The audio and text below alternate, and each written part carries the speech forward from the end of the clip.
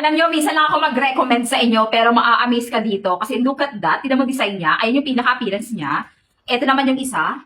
Okay, ganyan siya. At ito pa yung isa. Well, actually, tatlo talaga sila nag-trending. Tapos, look at the appearance pag suot-suot. Ganyan yung pinaka-appearance pag suot. Ito pa yung isang design niya. So, ganyan lahat. At maniwala kayo sa hindi.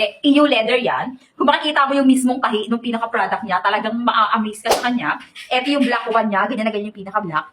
Beb, pansinin mo mabuti, pure stainless yan, hindi yan nagpipade at medyo mabigat siya. Wala lang siyang box na lagayan, pero ay, tingnan mo naman ang itsura ng produkto.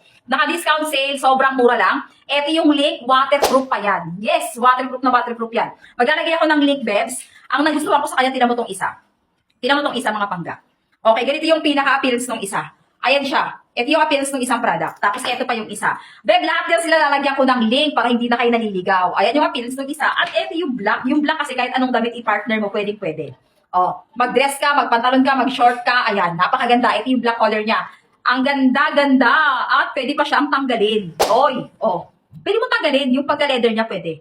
Yun ang kinaganda sa kanya. Oh, di ba?